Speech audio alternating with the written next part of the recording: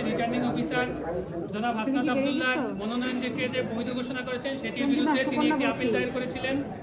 সেই আপিলটি শুনানি হয়েছে। শুনানি অন্তে কমিশন জনাব মঞ্জুরুল আহসান মুন্সির দায়ের করা আপিলটি খারিজ করে দিয়েছেন। অর্থাৎ জনাব হাসনাত আব্দুল্লাহর মনোনয়নটি বহাল রয়েছে, সেটি বৈধ হিসেবে ঘোষিত আছে। এছাড়া আজকে আরও একটি আপিল শুনানি হয়েছে, যেটি জনাব হাসনাত আব্দুল্লাহ জনাব মঞ্জুরুল আহসান মুন্সির যে মনোনয়নপত্র বৈধ ঘোষণা করেছিলেন রিটার্নিং অফিসার, সেই সিদ্ধান্তটিকে বাতিলের জন্য তিনি একটি মামলা করেছিলেন। সেই আপিলটি আমরা শুনানি করেছি হাসনাত আব্দুল্লাহর পক্ষে। শুনানিকালে আমরা মাননীয় কমিশনকে দেখিয়েছি যে জনাব মঞ্জুরুল আহসান মুন্সি উনি একজন ইচ্ছাকৃত ঋণ খেলাপি অর্থাৎ উইলফুল লোন ডিফল্টার।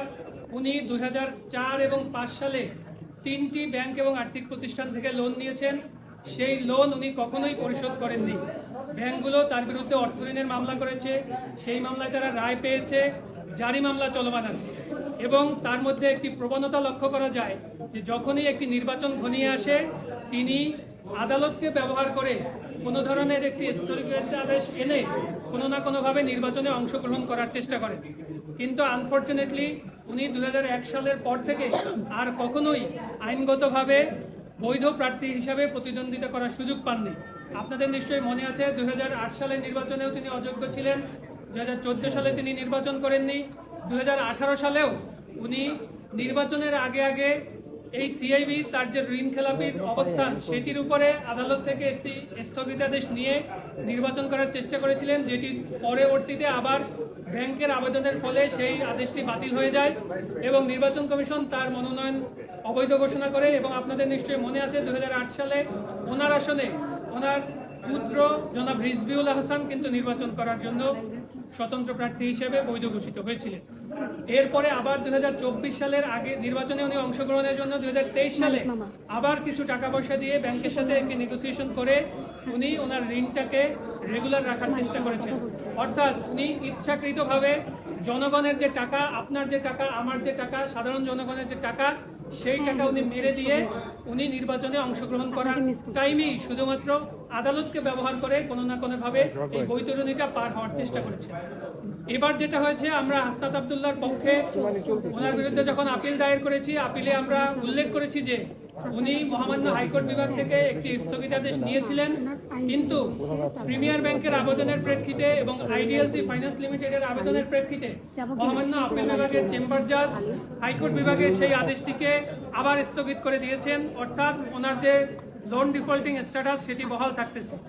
এরপরে ওনারা আবার ব্যাংকের সাথে কোনো না কোনোভাবে ম্যানেজ করে আবার তারা এই চেম্বার জাজের আদেশকে ভ্যাকেট করার জন্য একটি দরখাস্ত দিয়েছিলেন, সেটিও মহামান্য চেম্বার জজ সেটি রিজেক্ট করে দিয়েছেন এবং তার স্টেটা কন্টিনিউ করার জন্য নির্দেশনা দিয়েছেন। ঠিক এরপরেই ওনাদের যে অরিজিনাল মামলা ছিল সেই মামলাটি ওনারা নিজেরা প্রত্যাহার করে দিয়েছেন। অর্থাৎ ওনারা যে আইনের যুক্তিটা দেখিয়েছিলেন যে যেদিন মনোনয়ন বাছাই হয় সেই দিন তারা আদালতের আদেশ দ্বারা প্রোটেক্টেড ছিলেন, সেটি মাননীয় কমিশন গ্রহণ করেননি, কারণ সাবসিকুয়েন্টলি এই আদেশটি মহামান্য আপিল বিভাগের আদেশ দ্বারা বাতিল হয়ে গিয়েছে এবং ওনার দায়ের করা মামলায় উনি নিজে প্রত্যাহার করে নিয়েছেন। মাননীয় কমিশন আমাদের এই তথ্যগুলো এবং আমাদের এই আইনি যুক্তিগুলো শুনেছেন। এছাড়াও আমরা আরও একটি পয়েন্ট আমরা দেখিয়েছিলাম যে উনি হলফনামায় ইচ্ছাকৃতভাবে তিনি যে MAM পাওয়ার লিমিটেডের ম্যানেজিং ডিরেক্টর এবং ওই 3টা লোনের এগেইনস্টেই তিনি তার পার্সোনাল গ্যারান্টি এক্সিকিউট করেছিলেন, এই তথ্যগুলো এবং ব্যাংকের পাওনাগুলোর বিষয়ে অথবা আদালতের আদেশ স্থগিত থাকার বিষয়ে হলফনামায় তিনি ইচ্ছাকৃতভাবে মিথ্যা তথ্য দিয়ে সেখানে উল্লেখ করেছেন কোনো ধরনের দেনা পাওনা ব্যাংক ঋণ ওনার বা ওনার প্রতিষ্ঠানের নাই। এই বিষয়টিও মাননীয় কমিশন আমলে নিয়েছেন। এই দুইটি বিষয় বিবেচনা করে মাননীয় কমিশন জনাব হাসনাত আব্দুল্লাহর দায়েরকৃত আপিলটি মঞ্জুর করেছেন এবং জনাব মঞ্জুরুল আহসান মুন্সির মনোনয়ন বৈধ বলে ঘোষণা যেটি করেছিলেন রিটার্নিং অফিসার বিগত 2/1/2026 তারিখে সেই আদেশটিকে বাতিল করে দিয়েছেন। অর্থাৎ এর ফলশ্রুতিতে জনাব মঞ্জুরুল আহসান মুন্সি নির্বাচনে অযোগ্য ঘোষিত হয়েছেন এবং তিনি আসন্ন নির্বাচনে অংশগ্রহণ করতে পারবেন না। আমরা চাই শুধুমাত্র মঞ্জুরুল আহসান মুন্সি নয়, বাংলাদেশের যারা জনগণের টাকা নিয়ে জনগণের টাকা দায় দেনা এগুলো পরিশোধ করে না, তাদের প্রতি মাননীয় কমিশন এবং আদালত তাদের যে যথাযথ প্রক্রিয়া সেটি তারা বজায় রাখবেন এবং কোনো ধরনের বাইপাসিং করে আইনকে অথবা প্রক্রিয়াকে তারা যেন কোনোভাবে শুধুমাত্র নির্বাচন আসার আগে আগে এই সুযোগগুলো নিয়ে তারা যেন তাদের এই খেলাপি অবস্থাটাকে অন্য কোনোভাবে ব্যবহার করতে না পারে এবং তাদেরকে যেন নির্বাচনে অযোগ্য ঘোষণা করা হয় এবং জনগণের কাছে তাদেরকে প্রকাশ করা হয় যে এই ব্যক্তি তোমার আমার টাকা মেরে দিয়ে তারা আবার আমাদের প্রতিনিধি হতে আসছে। এটি আমরা নির্বাচন কমিশনকে আজকে তাদের এই সিদ্ধান্ত তারা নিয়েছেন, আমরা মনে করি এটি আইনের বিজয় হয়েছে, আইনের যে স্বাভাবিক প্রক্রিয়া সেটিরই একটি বাস্তবায়ন হয়েছে।